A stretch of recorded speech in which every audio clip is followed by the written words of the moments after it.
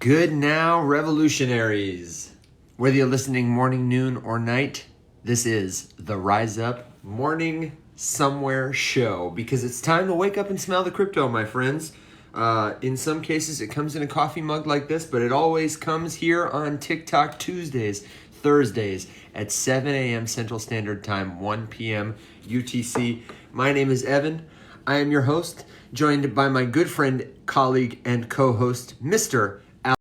To bring you helpful news, commentary, and to answer your questions about crypto because we are all the many, the faceless many, and the many will rise up together to write a better future. We can't do that without each other. So we're here to help you. Let us know how you're doing. Let us know if you have any questions about crypto. We're going to run through the news.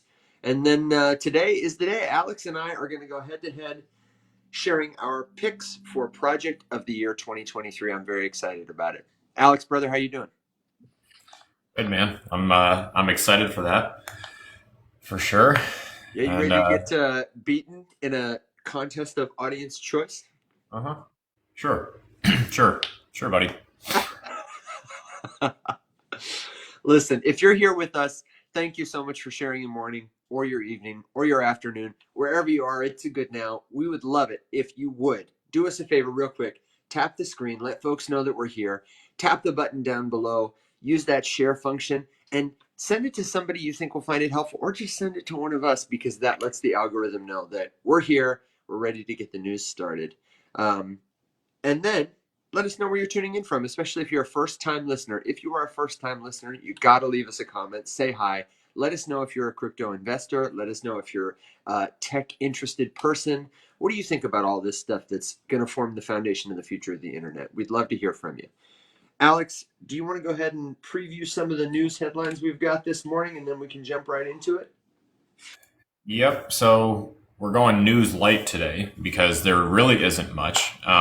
Basically, everyone and their grandmother is. You'll find this is really the theme of any, I guess, bearish market time. You know that like a ton of the news is about like the one single thing that happened this week, and then all of the price predictions and graphs predictions that come along with it. Mm-hmm. So really all anyone's talking about right now is the ETF impending approval or impending denial, whatever. So rather than just cover that 18 times, we I think we should talk a little bit about the way that some people are talking about it. So we Okay. highlighted an article or two actually, rather. Evan, I think do you have the trust notes one up? Oh, I have it up. There it is. So the TLDR on this is that CoinDesk reported a headline yesterday, basically just saying that the ETF is about to be rejected. That if you just saw the headline, that is exactly what you would think. And unfortunately, a lot of influencers are also taking that at face value and giving you the clickbaity video that's called "Is the ETF about to be rejected?" No, that isn't at all what the news story is. It might be rejected, but that is just as likely today as it was a week ago and 2 weeks before that. Nothing has changed. Um, so that's really upsetting. Basically, what this is misleading journalism. Someone wrote an independent op-ed that Coinbase posted, and the article, it's not an article, the op-ed headline makes you think that some groundbreaking piece of new information has come out that is indicative of the impending rejection of the ETF, and it's just not true. So that's upsetting. Yeah, and they called CoinDesk a scammer-owned Yeah. source for doing Yikes. that. I was like, Yikes. wow, fighting Yeah. words. So I don't know. I don't really have a ton to say about that. You know, it's we should all know by now to not take headlines at face value because in this day and age, everything is designed to get a click or a view. Whatever they think has the best chance of doing that is what they're going to open with. People on this app do it relentlessly. It is the only way to stick out and get attention, is to basically trick somebody into watching your video, which is very unfortunate. Because you have, I mean, what's the research say, Evan? You have less than a second to grab someone's attention in a video before, like, they're going to swipe. Yeah, I mean, before they scroll away. And it's, on this app specifically, people are, you got to hook them quick. Everybody's got options. yeah. I mean, it used to be 3 seconds, so we're getting worse. Yeah. But yeah, I just that was it was a little unfortunate. I was hoping to get some better news, and really the thing that kind of bothers me is I know there's other stuff that's going on. Right. Me too. But And I'm we're having a hard time finding it, at yeah, least in the headlines. just not seeing it because of how little attention that kind of stuff gets. But if I look at trending stories, every single one of these is either a price prediction or it's about the ETF. I did a last minute check just before we got online to see if any major news had happened, and I saw uh, ETF likely to get denied, ETF likely to be approved, ETF likely to be denied, ETF. It was like a karate fight with the headlines. It was like that's all there was. The only other big thing I feel like that I've seen um, in our space, because a lot of folks in crypto are interested in geopolitics too, is everybody's talking about the Epstein list, and Yeah. totally unrelated. Um, but I do think that our friend Joshua Jake, who's done a really good job to make a pivot to broader news, is publishing a really helpful series on that for anyone who's interested. Um, there's a great journalist who cites her work like a graduate thesis, who is talking about just the circumstances and situations around his death and before his death, and the numbers Now, she would say are a red herring, and that there is a lot of I don't buy too heavily into conspiracy, obviously, but I oh, do think it's. I love a good conspiracy theory. Oh, see, I love a good conspiracy theory too, but I'm really interested in verify, don't So trust. yeah, Right? I haven't looked at this list much, but I did see, I think someone's analysis of it was basically just to say that none of this was like new news, that it was Yeah. like manifests and stuff that had been previously published or known or looked at. Like, what did we find out that Bill Clinton, Bill Gates, and Trump and some other, like, I guess the people that we knew were involved were there? Well, Did, was there news? no, no, no, no. That's what I'm saying is the Okay. the Epstein news is like the ETF news. Oh, That's okay. all they're talking about. So you got to think that there's a deeper story happening somewhere, or there are other things at play that are less sexy for headlines, but Mhm. equally important for people to understand. It's just that somebody is either not talking about it because they are worried, because they're unaware, because they're unsure. It sounds like a lot of work has been done to keep people telling a particular kind of story. And Josh is going through this investigative journalist book, like chapter by chapter, and he started his first part last night. I don't know how long it probably took him to make that video where every other shot is a different background. I was like, Jesus, man. Did you do anything else today? Um, but that's like the ETF news. So some people think it'll pass, some people think it won't. And Alex and I were talking last night. One of the folks we looked up who's writing in this space right now, I said, "Do you know who this is?" His name is Eric Balchunas. He writes for Bloomberg. So I was Yep. suspicious. Maybe he has an agenda here. Um, and as we looked him up a little bit, he's got a pretty great track record. He's crypto positive and also optimistic and cautious. Sounded like somebody we might like to have on the show.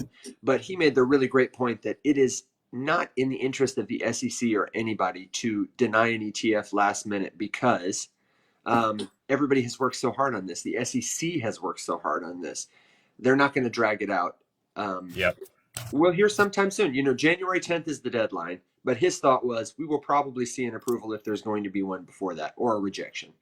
P.S. Alex, nice snowflakes, bro. Thanks, man. Christina made them. Yeah, they're nice. I can take absolutely zero credit. um, yeah, very, very good, Christina. Way to go. I'm not surprised.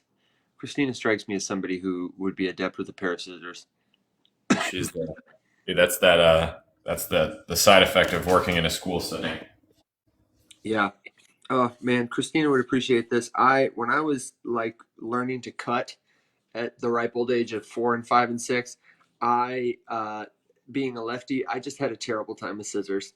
And I had this one teacher, God bless her, in the 4th grade, I was still struggling to cut well, who had this like connected by a zip tie type scissor that was good for ambidextrous, any hand.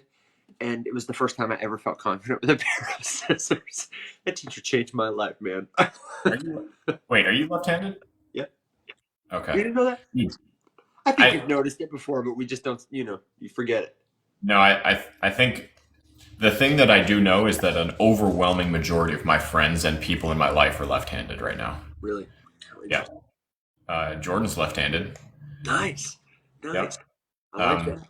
My dad was left-handed, and Did he get switched? He went to a all I know is it was a nun. The nuns beat it out of him for using the hand of the devil kind of thing. That's how my grandpa was. He was a lefty, and then he, now he's pretty ambidextrous, which is cool. Yep, that's exactly his situation. And then I am like a weird half and half. I cannot write left-handed to save my life. I exclusively write right-handed, but all of my like sports related stuff for snowboarding, skateboarding, weight, like anything like that is all flipped. It's all the other way. Wild. Okay, well, you didn't come here to hear us talk about handedness. You came here for the crypto, so pardon us. Let me tell you, before we get into projects of the year, I do have an ask for you. Come back Tuesdays and Thursdays. That's when we're here. That's when we want you to join us. And we want you to join us because we want this to be your show. Alex and I can go through the headlines. We can give our take all day. We're co-founders in the crypto startup space. We've been here for several years watching the cycles come and go. And we provide an alternative to the people who only talk about price, who only tell you what to buy and sell. But it's not enough for us just to have a conversation with each other. We want to have a conversation with you. You are hearing about crypto a lot on this app. And a lot of what you're hearing is not necessarily good information. We're not going to try and sell you anything. That's a polite way of saying that it's almost all bullshit. That's exactly right. We're not going to try and sell you anything, except maybe a cool coffee mug for the morning show to help us keep the lights on. And we'll try to sell you a mug. And we are always going to do our best to give you information that you don't have to trust, you can verify. And as part of that, we are going to give our picks for 2023 Crypto Project of the Year. So do us a favor, tap the screen, send it to somebody you love, send it to somebody you hate. If you don't like the show, that'd be cool too. And then my final ask for you is keep the conversation going in Discord. We have an always free Discord server where we talk about crypto, we unpack the news headlines, we answer more questions, and build community as the Faceless Many. It's discord.gg/the-many. So let's get into Project of the Year, man. What do you say? Alex and we're going to flip a coin. We're both going to share a project, and then we're going to ask you to vote to help us determine who the winner is. So you got a role to play in this. I want to know, Alex, do you want me to flip a coin over here and let you call heads or tails? You sure can. Okay. Here's oh, well, that's crap. This coin has the same side.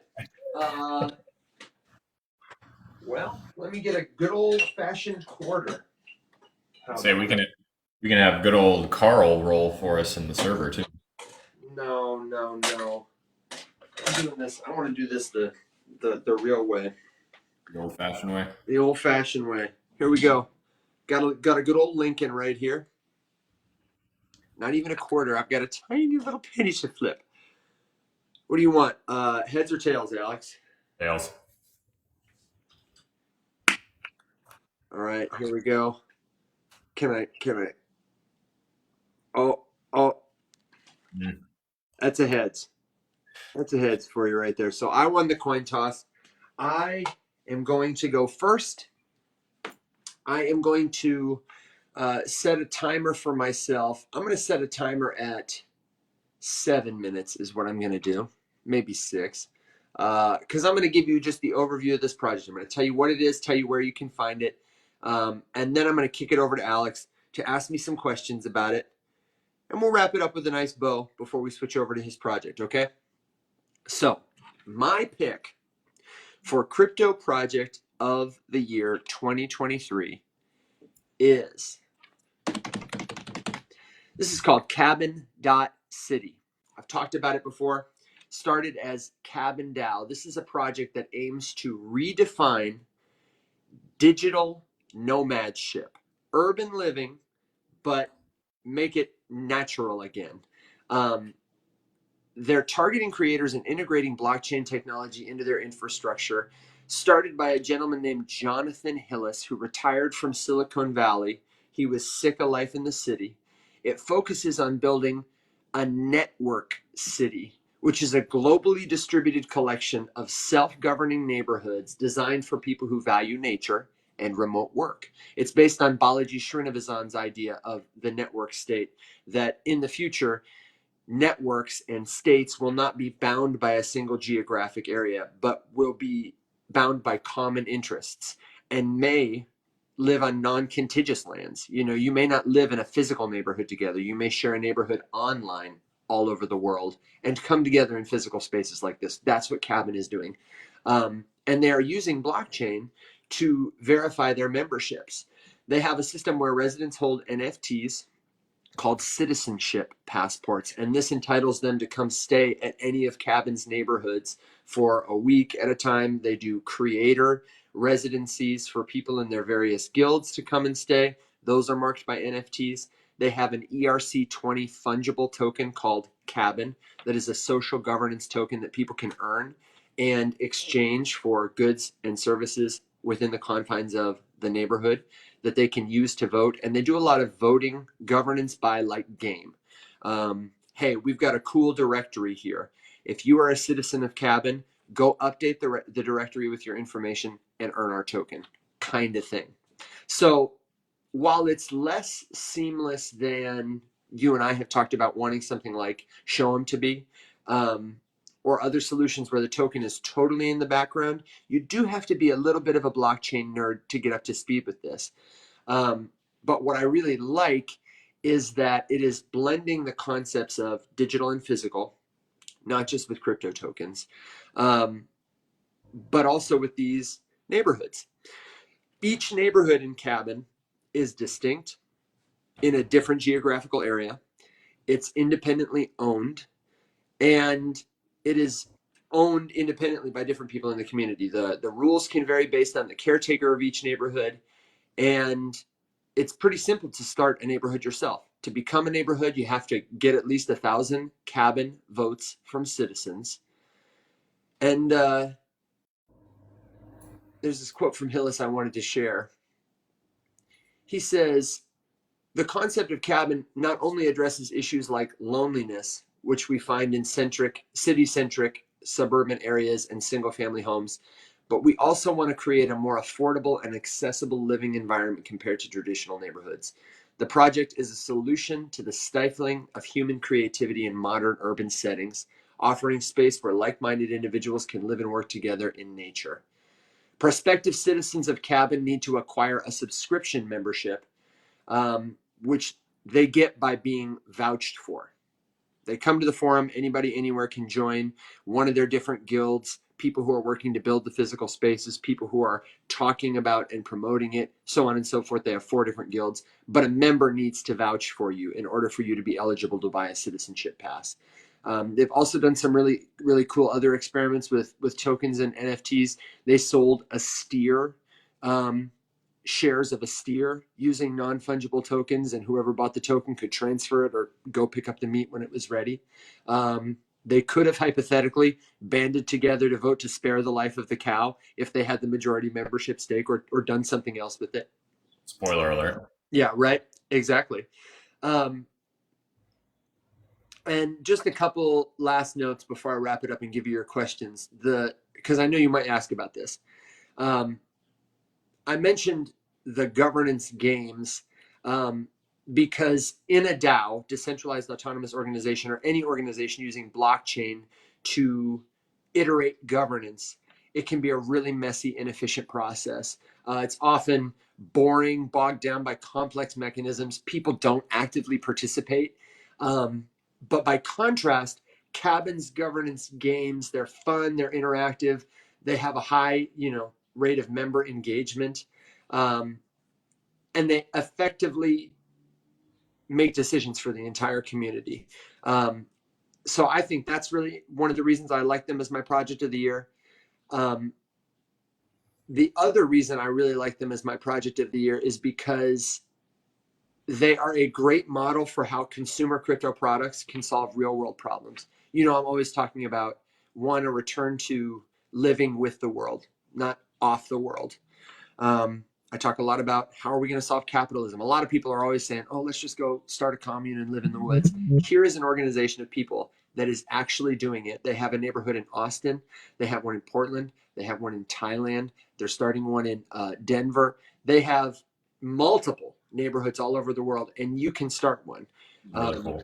It's extremely cool, and it's extremely viable. They have a great website at cabin.city, a seamless onboarding process where you can meet one-on-one with a cabin member, and they have forums that anybody anywhere can check out. So I highly recommend you check that out. Cabin.city. They are my pick for Crypto Project of the Year. So Alex, what questions you got for me? I was at 7 minutes and 25 seconds. Not bad. So, okay, I have heard of Cabin. Um, I don't know much about them though, other than what you just shared with us. I figured you'd have some good questions though. Is this are they built on a chain, or So do they have it? they use many chain solutions. A lot Okay. of Ethereum first people, but they are, I won't say chain agnostic because most of their stuff is on Ethereum, but they use a lot of protocol solutions like um, they use Mirror pretty heavily, which is a medium competitor for a lot of their publishing and a lot of their contracts. The contract they did for the steer, they spun it up on Mirror. It was a Mirror contract, so Ethereum based. Um, they have done their token. Oh, Alex just bounced. Come on back, Alex. I didn't mean to kick you off. While he's gone, don't forget to tap the screen. Do you like Cabin? Let me know. Is it a cool idea to bring creators back to nature, enable digital nomads to get work done anywhere in the world? If that's something you're into, then please let me know. Tap the screen. And welcome Alex back. I don't know what happened there, man. I opened TikTok on my desktop Wild. to pull something out of a DM, and it was like, you can't watch the live on two devices, and it just removed me. Wow. Wow. Sneaky, Anyway. sneaky. No, so they're on ETH mostly, Ethereum. But I get the vibe that they're very very agnostic. They got an ERC20 token, um, and I also wanted to add that I didn't say they've been around for about 4 years as like an organization, started in 2020, and they were accelerated by a group called Seed Club that I've talked about before, which is like a crypto native version of Y Combinator. Less corporate, more boots on the groundy, and they fund a lot of consumer crypto stuff, and they're big ETH people. Gotcha. Um, okay, that was my next question is where can I find the token? The token is an ERC20 token. It's called Cabin. I bet if you just do $Cabin, you can find it. You can see the distribution. There are 123 holders, so not that many. Mostly they have earned this token through bounties, a lot of content bounties, a lot of physical building in real life bounties. People who went and stayed at their cabins, earned some. People who were like the camp counselor earned some. And I used to be much more involved in this project. I found out about it in 2022, 21. Right when we were about to launch, I found out about it. And I kind of just got busy. It's on my list to get back involved because I think this is a project that has just a tremendous story and tremendous potential to actually beyond crypto. Like this is something I would be interested in, but this is a great use case for how blockchain can incentivize people to participate in something that they care about and then reward them for doing it in like a micro way that could scale. Yeah, this is one of those things that I have mixed feelings about not about the validity or value of the project itself, but just like Evan, you know this, but I'm not a big DAO fan in Yeah. general. Hmm. Um, and that is not to say that I don't enjoy the idea of what a DAO is supposed to be. I love that idea. I just think that we basically don't really get any good DAOs. I think people, they just slap the DAO title onto their not DAO club and use it as a buzzword. It's just a marketing thing. Which is unfortunate because the idea of a DAO is like really, really cool. This to me sounds like what a DAO should be, in that it's probably going to be really niche. It's probably going to remain niche. The token is probably not the investment that's going to 400x your money. But the idea of it is really cool, and the use of blockchain as a technology here makes perfect sense. And it's not a use case of the technology to make anybody rich. It's a use case of the technology just to make something really secure and to make it trustless and decentralized and legitimate. I think stuff like your local public library or the farmer's market or like a food co-op, those kinds of things should be DAOs, right? Because you want people to be involved. You want them to be able to involve themselves anonymously if they would like to. You want them to be able to prove their involvement, and you want them to be able to do it without a really high barrier to entry. So that's why I enjoy stuff like this. So I think it's All cool. great points. Yeah. Yeah. And my hot take is I think I wouldn't be surprised if we go through or arrive at a place where DAOs are everywhere. Like everything is a DAO. And even like your supper club with your friends is a DAO. Like We just lots don't of say it little that way. ones. Think about there are lots of little ones, Yeah. I had this thought. This is a little bit off the topic, but sort of similar, I guess, because this idea, right? You could theoretically apply it to a state. We've talked about like city tokens and city coins before, but you have to kind of find that sweet spot. Like, at what point have you expanded too much to where it no longer makes sense to put all of these people in the same clump? And Michigan is a great example. A state that Evan and I are both very familiar with. I grew up in Michigan. Evan, I don't know how many years you lived in Michigan, but Probably almost 20. It was 15. okay, so 15 years. long ass time. Long ass time. 16.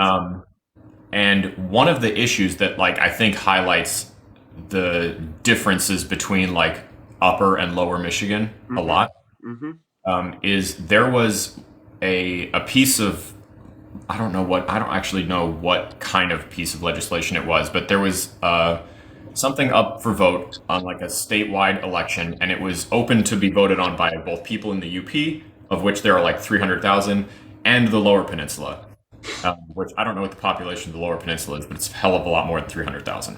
Yeah, several million. Yeah. And for those of you who are not familiar with Michigan, Michigan is in two pieces connected by a very large bridge. Yeah. They look like this. Yeah, they look like mittens. And the Lower Peninsula is like where Detroit and Ann Arbor and U of M and Michigan State and Western and Eastern, a lot of big universities down there. And the UP is where Northern and Tech and LSSU and all of those other universities, the smaller ones are. We play hockey up there. We don't play football up there, that kind of stuff. So they're very different. Yeah. And there was this, I wish I knew what it was called. Some kind of ordinance, maybe. It was about wolf hunting. And in the UP, wolves were a big problem. Lots of people lost livestock or animals. There were wolves all over the place. Christina's grandfather lives out in the woods, and he's got wolves all the time. And so it made sense because they were running rampant. And I'm not going to get into the ethics of why they're running rampant. Obviously, I have my own opinions on that. But anyway, sure. They're running all over the place. In the Lower Peninsula, there's no wolves. So if you ask the entire state of Michigan to vote on whether or not you should be allowed to shoot a wolf or two, then Lower Peninsula denied that hardcore. There's I've never seen a wolf in my life. Absolutely not. They're probably endangered. And Upper Peninsula is drowning in wolves. And so the motion failed hardcore, and everyone up there just kept drowning in wolves. And so it doesn't really make much sense to, go too big. Like I don't think we could ever have a DAO of the United States. Like I don't know. That's an interesting debate. Like how big of a DAO could you make and still have proper governance? Because of course then you run into another interesting conundrum where like perhaps there would be the only real way to legitimately vote on something and get actual like numbers on who voted for what, how many people voted for this, that, and the other thing, whatever. No need Hmm. for an electoral college if everyone's votes are on chain and it's just a simple, takes a couple hours for every transaction to clear, come in, whatever. Could be interesting. Yeah. Josh says this is by using a popular vote is actually bad. Josh, I'm curious to know what you think like the alternative would be. Do you mean like an electoral representative vote? I think what I'm interested to see, Alex, is what's going to happen. This is making me think about Shoup and clumps. And when people have the ability to verify anything about themselves and decide what matters for themselves, and themselves are not just people who live in a neighborhood physically, but people anywhere who align along any vertical. That could be, gamers. That could be gamers of this very particular game. It could be gamers of this particular game who are men. Gamers of this particular game who are men between the ages of 10 and 12. You know what I mean?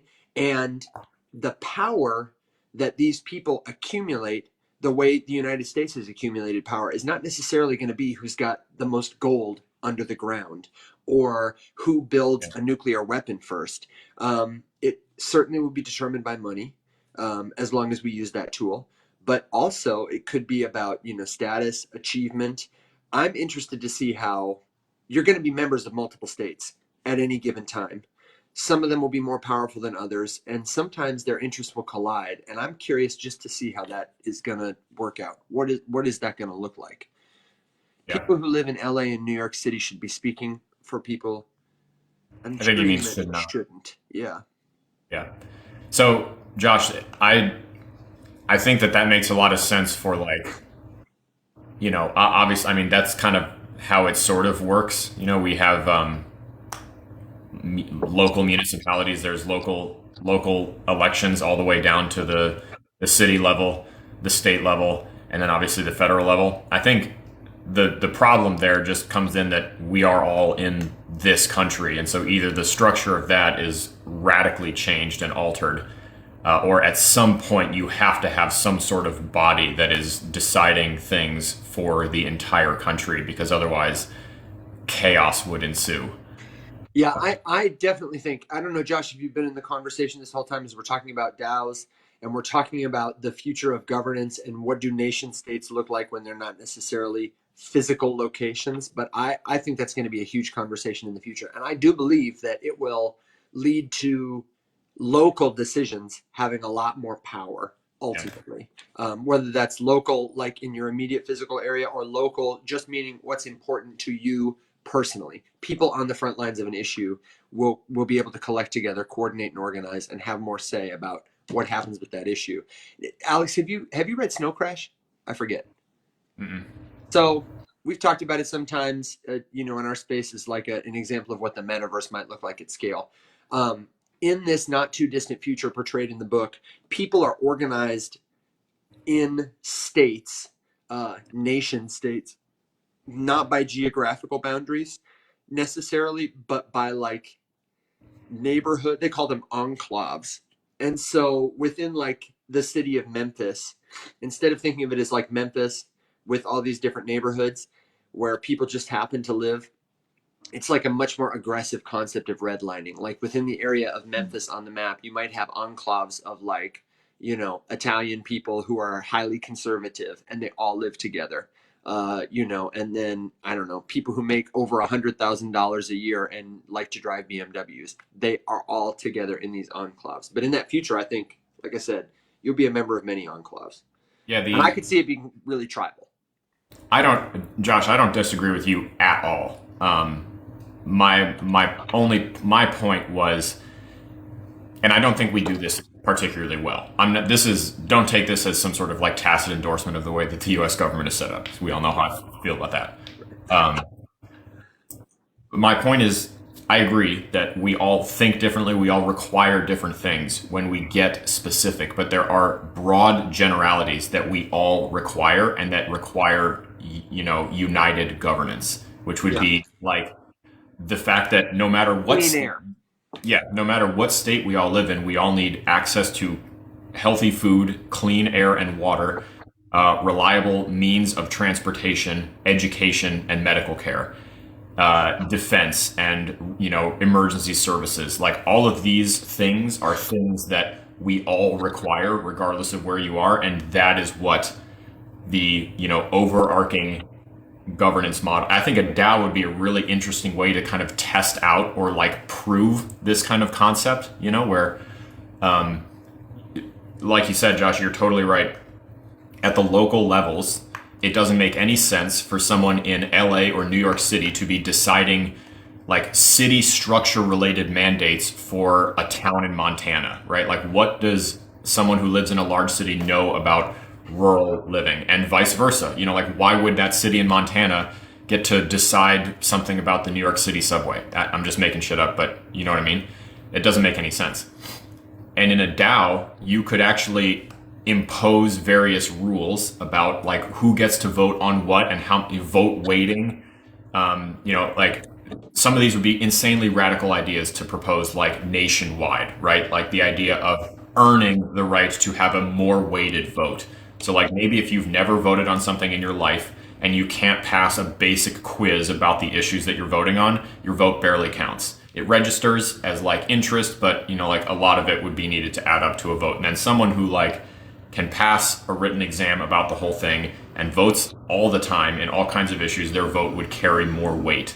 Or, like you said, it's divided up so that votes from some locations are like counted here and not counted here, that sort of stuff, or just the idea of like not trying to impose a policy that covers everything with a niche methodology. And you could have multiple of those things in play at once. If you were going to use a school, for example, a local school, you might use tokens in a DAO to verify that somebody is a student. Every student at the school, they have a wallet. Everybody has a wallet. And they, in this digital wallet, get a token every day they're a student at this school. And then every day you're a teacher at the school, you get a different token. And then if you live in the town and want to come to the school board meeting, you have a different token. And if there's an issue that affects teachers, your citizen token is not going to be worth as much as my teacher token.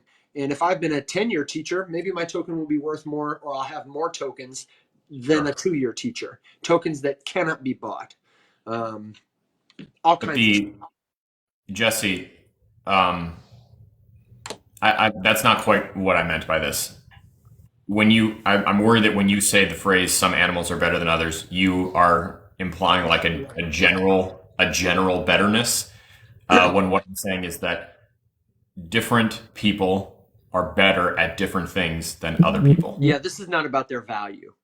No, this is not like who has like, okay, I value my elementary school teacher and my auto mechanic both. They both provided a skill that like I did not have, and I gained lots of personal growth and value from both of them by having a vehicle that operates and gets me where I need to go, and learning stuff, learning to read and whatever. The idea here is that like I would not ask my teacher to fix my car, and I would not ask my auto mechanic to teach my kid how to read. Now, exceptions exist, so please don't tell me about someone who is a teacher and a mechanic at the same time. I get it. This is just a mediocre analogy. I mean, okay. I don't think you're taking my point. No, I think they were just rephrasing because their first phrase was an Animal Farm quote. Yeah, I understand. I'm just saying, like, this is not at all what I mean. My hypothesis here is that it does not make sense to ask everyone to do everything. It makes more sense to allow people to explore their specialties. That's and right. use that to benefit everyone else. That's the idea. Okay, so we've gone way far in the weeds on governance because of Yeah. our talk about Cabin Dow, which makes me feel good about it.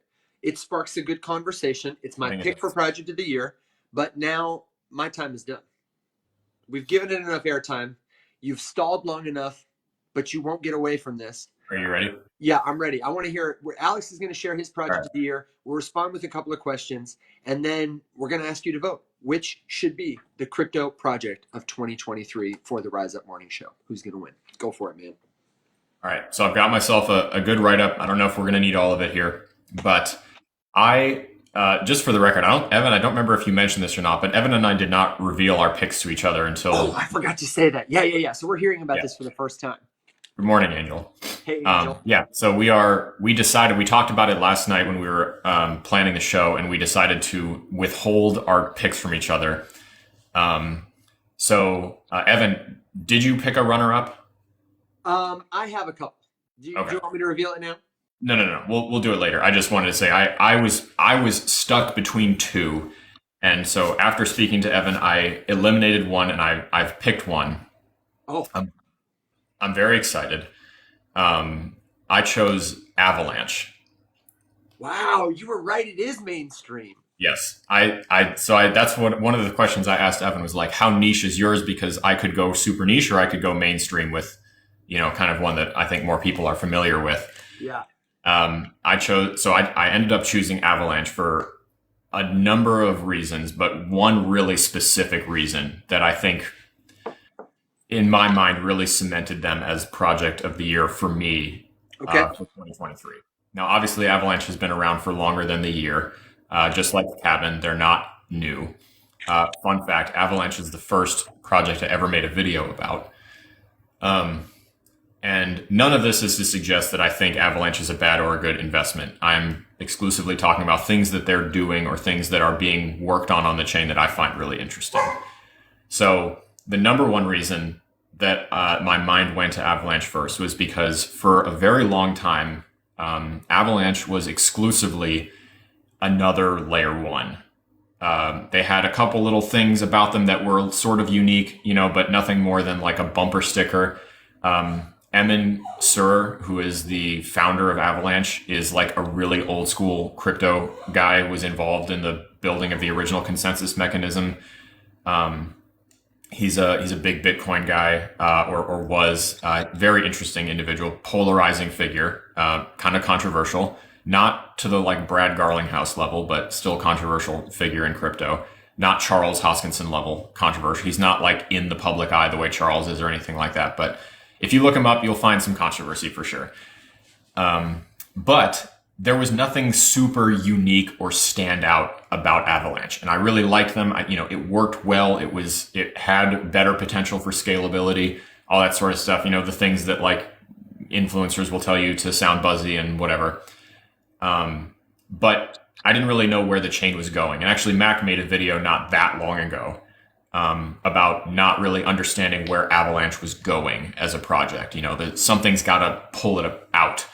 But one thing that is really cool about Avalanche is the fact that they have what are called subnets, which, for the purpose of this watered down explanation that I'll give you, is similar to the way that parachains on Polkadot work. So the idea here is that they didn't want to just create that's hilarious, Richard's brother. They didn't want to just create a blanket chain and try to plan for every eventuality. They wanted to give people the options to like kind of tweak things more to their specifications. So the idea with Polkadot and parachains, which was definitely one of my contenders because I love Polkadot, but I don't think that they did enough really interesting, unique, big stuff this year. I think they just kind of kept on keeping on, Mm-hmm. So the reason that subnets became particularly interesting this year is because they have been co-opted heavily by the Web3 gaming industry, and I find that really exciting because I think, as people know, gaming is easily what I would call the most applicable, widespread, mass adoptable utility of blockchain in general. Easiest to understand, easiest to get, millions and millions and millions of people to use, easiest to put a UX in place that is not grossly prohibitive, doesn't require a huge amount of education. All right, dude, I'm so done with you. I was just about to hit it. Yeah, thank you. Yeah, don't fret, I got it. All right.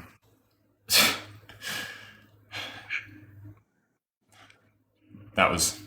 It's been a while since we've been pulse bombed or By hex bombed. Richard's brother, no less. I know that was wild. Yeah, I felt bad Oh, kicking a Rich, celebrity out. please Well, continue. yeah. So anyway, the number one reason to summarize that I picked Avalanche is just because I feel like they really found their purpose this year, and they've really just double and triple and quadrupled down into the gaming industry, and some really exciting stuff is being built using Avalanche and is looking to come out. So this year looks like it's going to be another good year for them. Also, the fact that most of this work was done while the market was just absolutely in the shitter was also impressive. That's one of the things, if you recall, that I said to look for in projects that you were trying to like analyze or make a determination about during the last bull market and all throughout the bear market is just look and see who's doing stuff, who was not affected by the monstrous price crash. If their token lost 90% of its value and they kept operating, that's a really good sign. If your token disappears and your project goes with it, you didn't have a project to begin with. Yeah. You had a token and you had a bunch of speculative hype. I've said the same thing about all kinds of stuff. So anyway, the ecosystem basically just continued to grow. There's a lot of big games that are coming out soon. The biggest one is definitely Shrapnel, which is an extraction shooter. It's similar to Tarkov. It's kind of strikes me like maybe Baby Tarkov is probably what I would call it. Escape from Tarkov is like a notoriously very intense video game. It's an extraction shooter, meaning that you drop into a zone with nothing and you find stuff, and then you try to be the last one standing. Battle Royale-esque, a little bit, a couple of nuances. Not the point of this conversation. There's a whole bunch of other stuff working on Avalanche as well. There's a huge DeFi ecosystem. If you want to learn more about that specifically, I'm definitely not the one to talk about, but Joe, who is one of the architects and a founding member of the Faceless Many and is present in the Discord server. If you would like to learn more about Avalanche DeFi, he is definitely the person I would ask. He's extremely involved in Avalanche DeFi. Aave, Curve, Trader Joe was a big one. I mean, look at how many meme coins Avalanche got this year, right? Like that's gotta mean something, right? NFTs also. So I felt like they had all of the ingredients and the pieces to make like a good ecosystem, and they just needed purpose. And I feel like they identified their purpose this year. So for that reason, I'm gonna give them my personal Alex's project of the year. Nice. Okay. I have some questions for you. Yes. The first question is, what can you tell me about? So I know it's fast. I know it's cheap. I know the subnets make it easy for anybody to kind of do what they want. But how do you have any insight about like how flexible the blockchain infrastructure is? Like the question I would ask is, one of my runner-ups for project of the year is not really a project; it was just a thing. ERC 6551 happened this year. Token bound accounts on Ethereum. The infrastructure is just so developed. And now you've got NFTs that can function as wallets, which would be huge for gaming specifically. And so I'm curious, like, does Avalanche have infrastructure, token infrastructure, that could support the different kinds of features that a gamer would appreciate blockchain for, like a token bound account? Mm-hmm.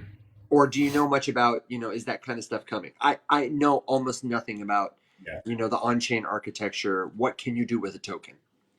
So I'm sure that there's a lot about this that I don't know. This would be a really great topic for a deep dive. Okay. So I won't blow smoke and tell you that I know all that stuff. What I do know is that it is not the SDKs and the libraries available are not as robust as Ethereum. I mean, nothing is. Absolutely nothing is.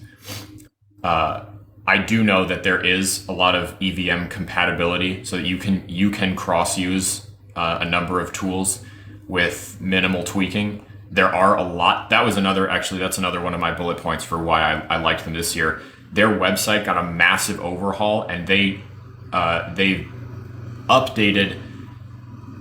I'm forgetting the word I want. Very simple English word. Anyway, they made huge improvements to their available documentation, their coding libraries, their developer resources. There's a massive grant program, like $100+ million allocated towards builders grants. Blizzard set up one specifically for gaming, game builders as well. It's the one big downside that I've seen that I think still needs some work is on the scalability front, and I anticipate that they could run into some problems with huge numbers of gamers trying to onboard into something, just because transactions are still not the cheapest. Like, we're all very spoiled with Multiverse X transaction costs. It's nutty. No matter how congested the network was or whatever, I never paid more than a penny for anything. Yeah. Which is nutty. Avalanche is not like that. I've seen some really expensive mints lately. So I think that definitely needs some work, but it looks like they're heading in the right direction. But I don't know. I think this year is going to be really telling, just to see if a game can onboard that many players. And what's it going to look like for those players?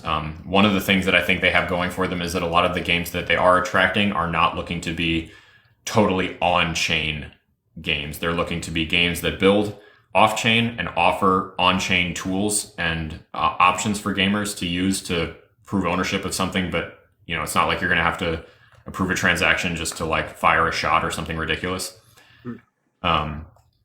So I'm excited to see how that shapes out. But in answer to your question, Evan, I don't know specifics. I'd have to look, but I do know that they have updated all of their available documentation, all of their resources, and all of their developer tools and all that kind of stuff. I did a quick Google, and what I see is Avalanche supports a variety of standards, including Avalanche Standard Asset, which is just AVAX, PAVAX, which is Native Avalanche Token. They support ERC20, 721, and 1155. So I wouldn't be surprised if they build a 65512. Like that's cool to me. Composability, we're always saying, is the future, and the fact that they're leaning into that, I'm here for it. What's interesting? What do you think about this as an idea? Because I've always wrestled with this. Ethereum has its downsides, right? Like it's slower, it's expensive, prohibitively expensive a lot of the time. So it makes sense that there's competitors. And people love to throw around the term Ethereum killer all the time. Yeah. However, in order to do that, in order to like actually rob volume and users away from Ethereum, everyone has to be able to talk to Ethereum. And so constantly just like more and more stuff is built that makes Ethereum more and more utilitarian and like adds more and more options to Ethereum. And I've always wondered, like, are we not, and I don't necessarily have a dog in the fight here, but we want better options, but at the same time, we keep building stuff that like makes Ethereum better in order to like, I don't know, at what point is it like, are we just continuing to make Ethereum stronger and stronger and stronger? Yeah. I'm not doing a great job of explaining what I'm going for here, but if you want to get away from Ethereum and like Multiverse X is a good example actually, because it's a lot faster, it's a lot cheaper. Sure. Scalability potential is way better. Security is better. There's fewer exploits, all that kind of stuff. And it's not really connected to Ethereum. There is a bridge, but that I know of, at least almost no one has used it. The drifters used it and it took them forever. High Res used it and he lost most of the stuff. Like it just didn't go well. Low res. But that's separate. It's totally separate. So like you can actually, build something new and, scale something new. And of course, then the downside of that is that they have barely any users. It's an interesting quagmire that we find ourselves in, because Ethereum still has all the users. They're all unhappy, but they're still there. They don't go anywhere else and do anything else with different chains. Solana would be probably the next closest, right? Yeah. You know, Well, and that was going to be one of my follow-up questions is like, okay, why would you choose Avalanche over Solana? mhm. Is it an infrastructure thing, the subnets thing? For me, yeah, Solana has like one big issue for me that I have just like always been stuck on, which is just the lack of a unified and agreed upon token standard. What that means in more layman's terms is that so every token on a blockchain has a type, right? There's a whole bunch of different types of tokens. Yeah. So for the sake of simplicity, let's call them red, blue, and Sure. yellow. Sure. And when we say in this conversation there are three standards. On Multiverse X, for example, on the blockchain formerly known as Elrond, there is a unified token standard called ESDT. Cardano has one, CSDT. Ethereum has the ERC standards, and there's a bunch of different Ethereum or ERC standards. Solana does not have that. There are more than one, but they do not talk to each other, and there's no agreed upon like consensus between we're all going to use red, or we're all going to use blue, or this protocol is for red and this is for blue. And there's not a lot of safety measures in place to prevent breakage. Morning, Ken. Good to see you. Ken, we're talking about our projects of the year for 2023. Spoiler alert, I'm going to win. So on Ethereum, if Evan has an NFT exchange, for example, and he sells the red standard, and I have one that sells the blue standard, that's all well and good. We can remain separate. There are warnings in place if we try to like cross pollinate our stuff. Like, hey, this might not work. This might not work. On Solana, if you try to send a red token to a blue network or a blue protocol, you're probably just going to lose it forever. It's probably just going to disappear. The community has taken it upon themselves to just like sort of, gentleman's agreement, like we're all going to stick to red. But there's nothing really in place that makes sure that that is the case. So it's a little bit sketchy. And people have lost lots of things because there's just like nothing to protect the user who doesn't really know. Like you shouldn't have to do a tremendous amount of research just to like start to learn how a chain works and stuff. And on Solana, that's not really the case. I've always had an issue with that. I think improvements have been made, but nothing concrete yet. Okay, let me give it to you. That was excellent advocacy for Avalanche. And here's what I want us to do. We need you. If you are watching this live, we need you to vote right now. Vote by comments. Simply put Cabin or Avalanche in the comments, or Evan or Alex. Who won Project of the Year? Are you going to vote for me and Cabin, the blockchain powered decentralized network state, bringing digital nomads closer to nature and blending blockchain in to do it? Or are you going to vote for Alex, whose pick Avalanche is a layer one with a huge year in review, leading gaming adoption in the blockchain space?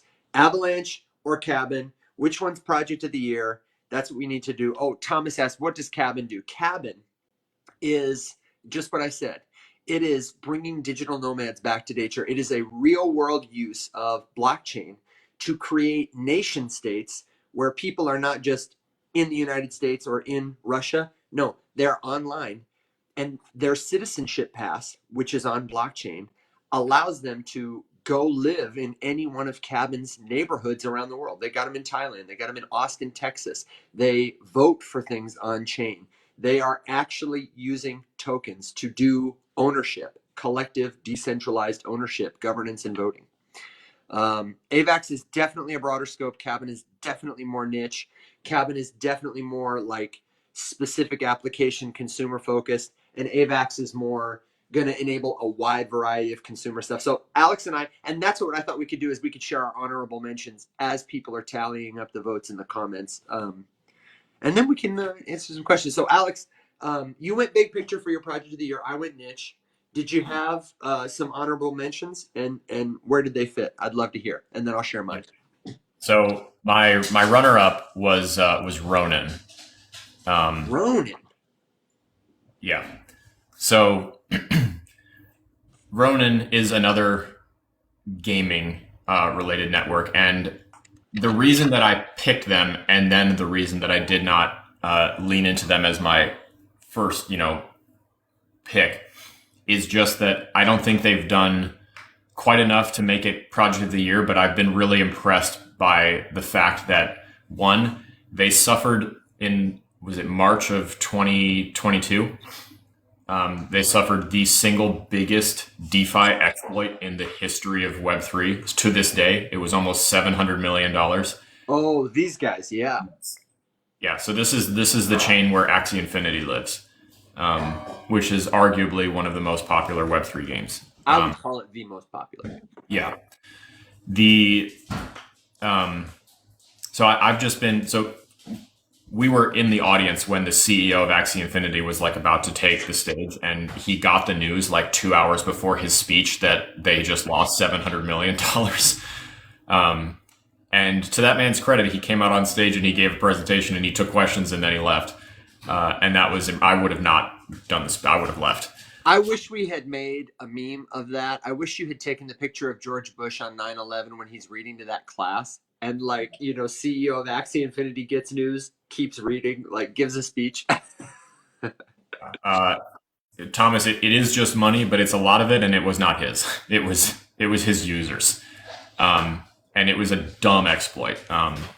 The one of their bridges was massively exploited, and then a whole bunch of money was stolen. Big money loss.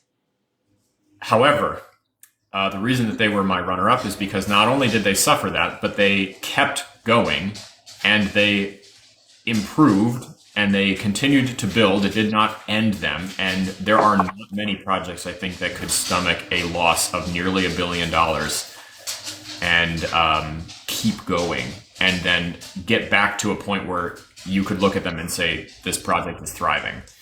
And Ronin is still crushing it. I mean, they're in a position now to offer great gaming grants.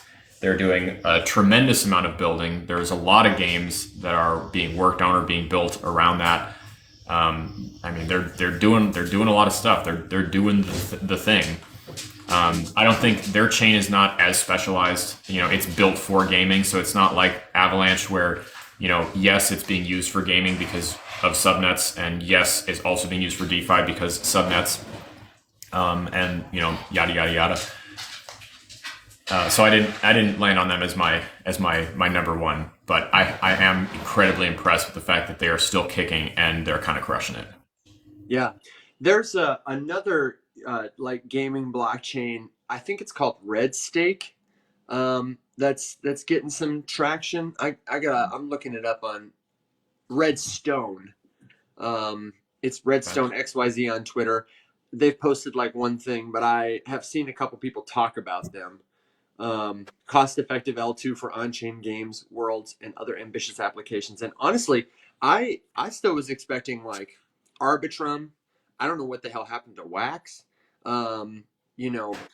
Which have both had some really strong experiments or projects in gaming that are interesting and crypto native. And I just haven't seen as much from. So, Wax is kicking, but they're kicking quietly. I think with this, it's really just going to come down to where does the big game go? Who gets the games? And then beyond that, which of those games have the ability to actually stick their users? I mean, it takes almost nothing for a game to get a big launch and to get a lot of people to try it, but can you keep players there? It's really hard, because think about what it is that you're asking. It's a pretty small ask to get a gamer to try your game, but then to get them to decide this is more worth my time than Call of Duty, than World of Warcraft, than the biggest, best games in the world, the ones with gajillions of users.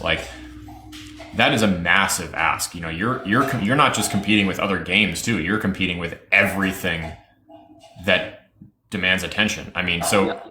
mobile games. Someone asked us on an application once, like, who's your biggest competitor?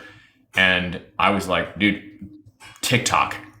Yeah. Imagine, I mean, as a mobile game, you're competing with TikTok. That's ridiculous. That's You're kind of an idiot for doing that, right? Like, how hard are you? How hard is it to steal attention from one of the most addictive apps that I think mobile devices have ever seen? Yeah. Oh, absolutely.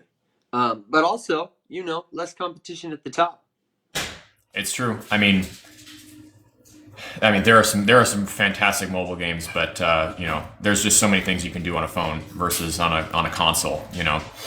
I'm competing with Netflix. I'm competing with Do you, all kinds do of you stuff. think? Do you think it'll be? I mean, uh, the different gaming blockchains. Let's assume they all got games that are fun to play. Do you think it could be like the console wars of like the '90s? Like we've got PlayStation, and then N64, and then we've got GameCube, and then we get PS2, and then we get Xbox. Do you think it could be a little like that, where people are like loyalists and they go back and forth, and it's a whole thing? Mhm. Yes, yes. I fully expect to see. I mean, we already are seeing chain wars the same way that a console war would have taken place. Um, I think that the one thing I think they will be a little bit more valid than the console war, right? I mean, like PlayStation versus Xbox is pretty stupid. Um, it's like Hanes versus Huggies. Like they both do the exact same thing, and Yeah, it's really just like which brand do you like better? yeah, Maybe there's like one or two tiny features, but like with chains, I think it's going to be a lot more. You're gonna have a lot more teeth to your argument that like one is better than the other.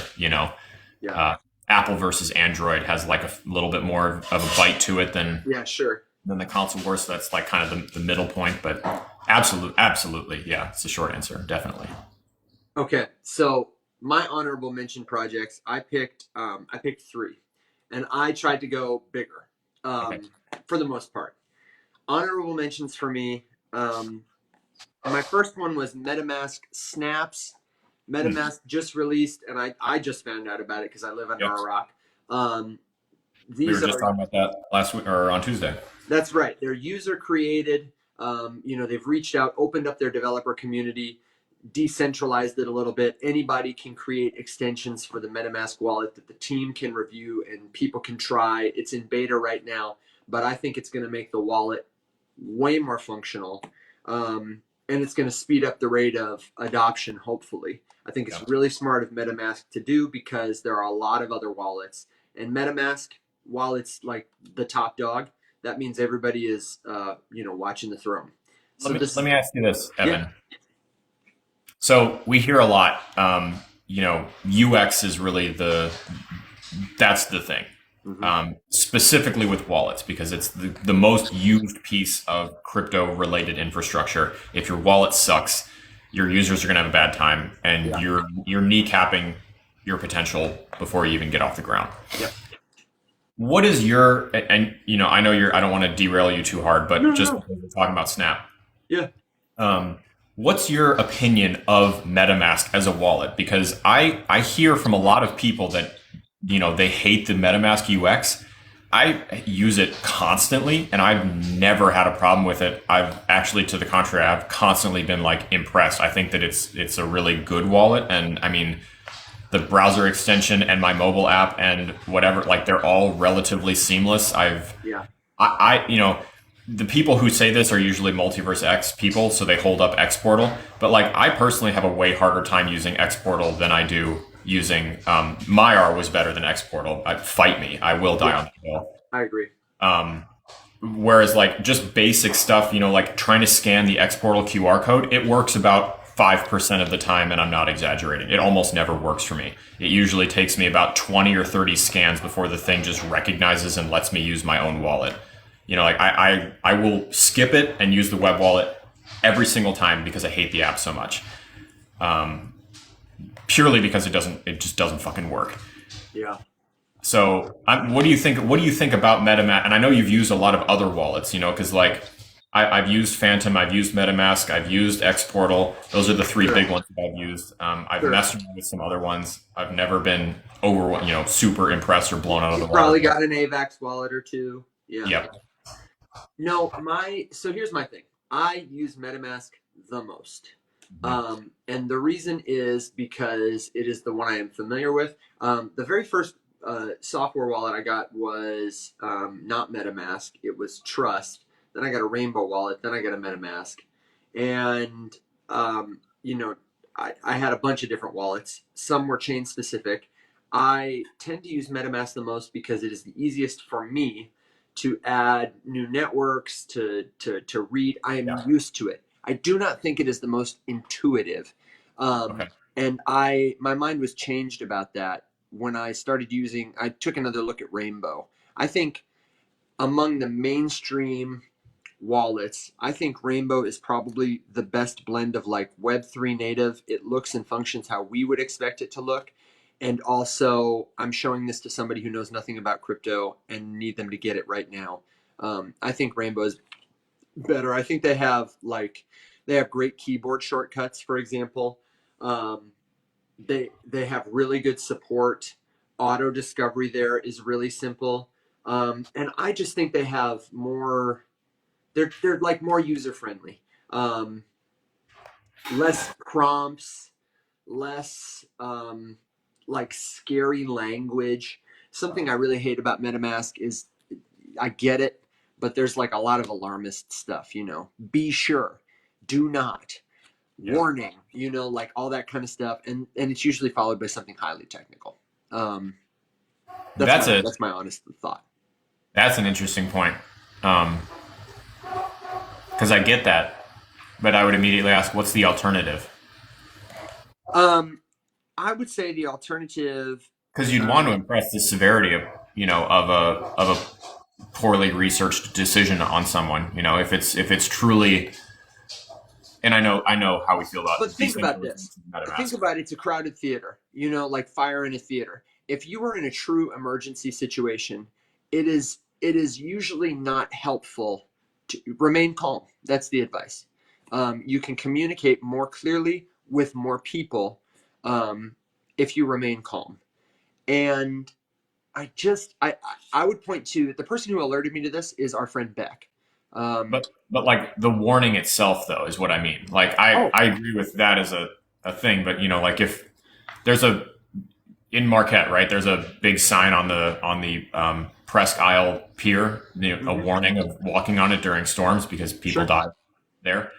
Uh, you know, if the sign said like warning, what it does say is huge red letters, big sign, like do not use during whatever times or you're gonna die. Versus like, hey, this isn't the chillest place to hang out during a big storm. Like maybe consider going to the park instead or staying home. Like it wouldn't be as effective. I think the difference is uh, a big red sign on the end of a pier versus I think a better analogy would be like imagine if every time you got in your car a warning flashed on the windshield that said a person is killed in an automobile accident every 30 seconds, put your seatbelt on, do this. Every time you merged onto the highway there was an alert, there was a warning. Like Yeah, we but how many people die in car crashes every year? And we'd probably serve from a little bit more aggressive in your face, like, hey, you're about to drive a hunk of metal at 80 miles an hour down the highway surrounded by other people who are all independent and autonomous. Be fucking careful or you're going to die. Yeah. you know? I mean, I just think I don't disagree with it. I think it's important. I think there's a way to do it. I think, though, that often big alarm bells and red signs are less helpful and effective than just I don't know, a better experience. I don't know. I don't know. I'm not honestly an expert on it though. I'm really I, looking at it as like what's more armchair. I'm an on armchair guy. I think your on argument's compelling. communication methodology, though, I would defer to your expertise before mine. I'm kind of just like, Okay, but let me tell you my other two because I had to pick two. yes, okay, Three. yes, please, I had to pick three. The other one, other niche one is token bound accounts, ERC 6551. It's not technically a yep, project. It is a protocol proposal on the Ethereum network.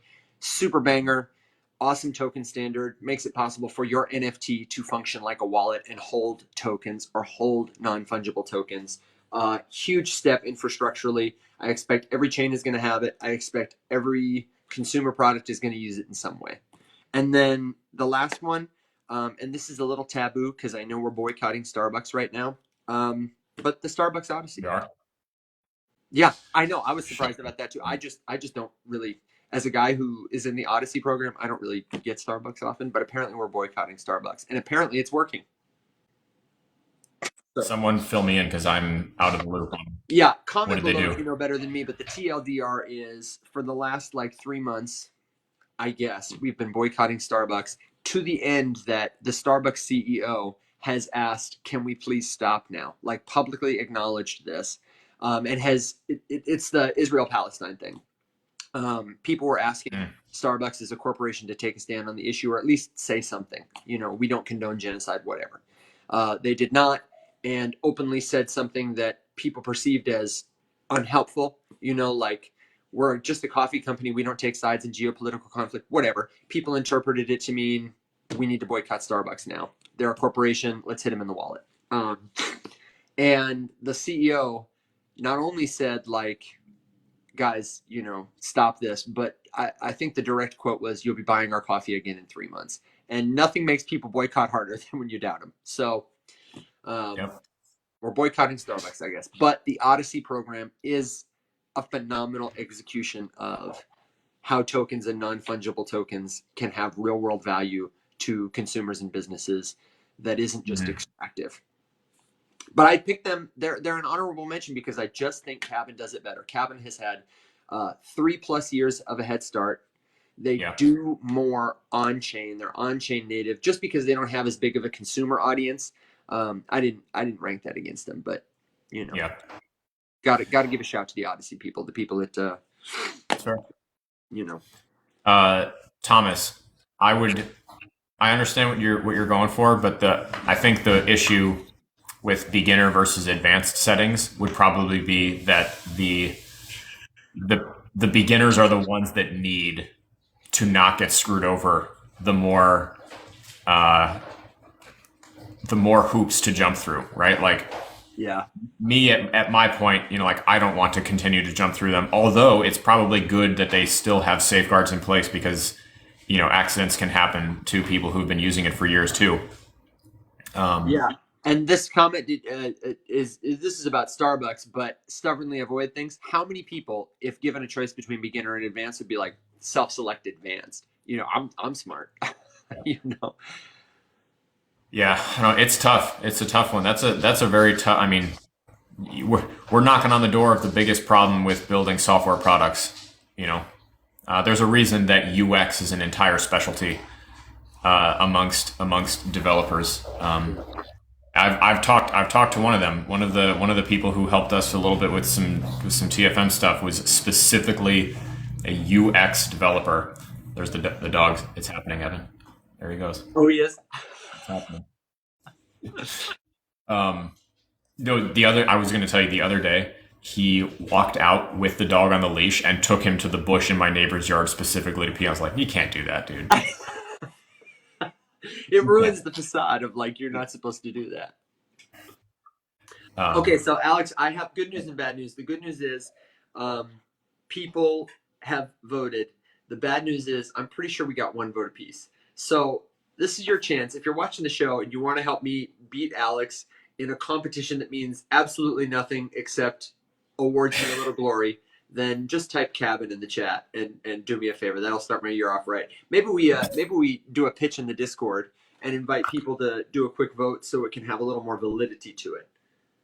But you know, I'm good to just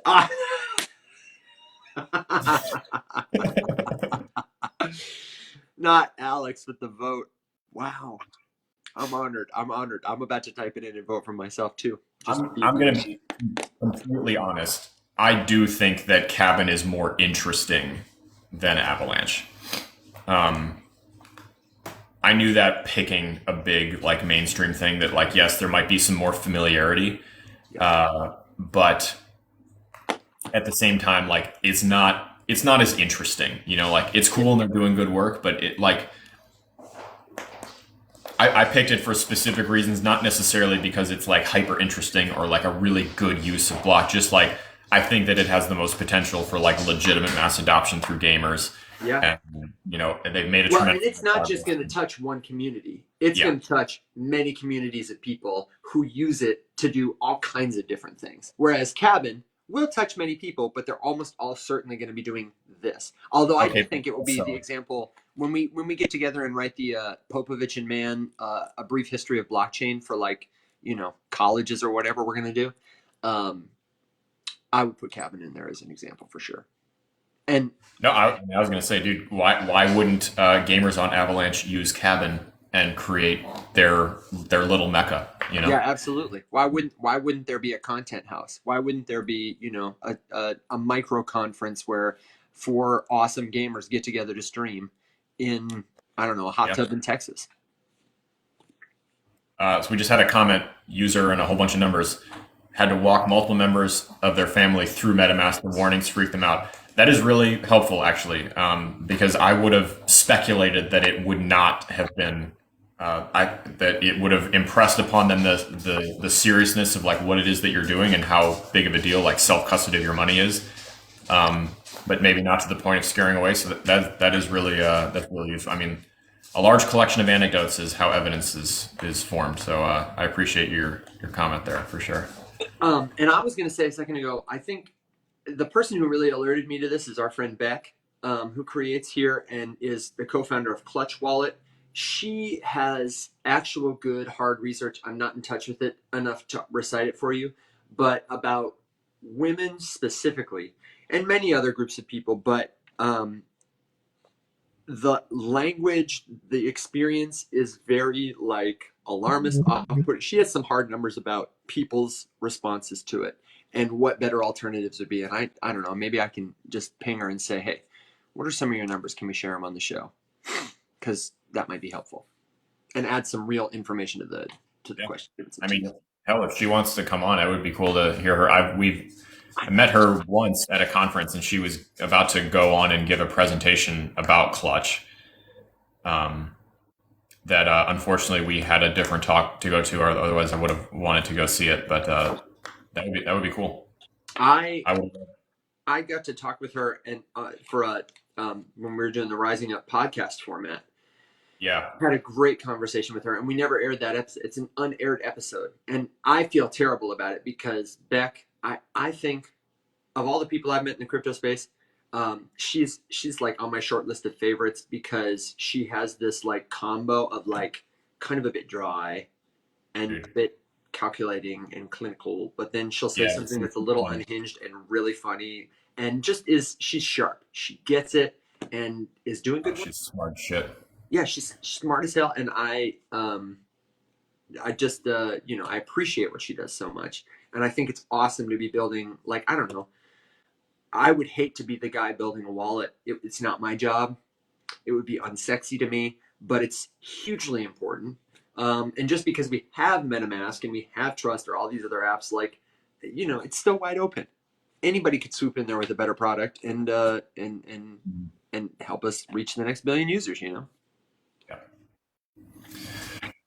So this is the part where I say, it's about that time for final thoughts. If you have a question, if you have a comment, if you have a good joke, you got words of wisdom, leave them in the chat below.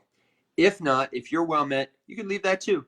And you can join us back here Tuesday and every Tuesday, every Thursday at 7 a.m. Central Standard Time, 1 p.m. UTC, or join us where the conversation never ends in the always free Discord server, https://discord.gg/the-many.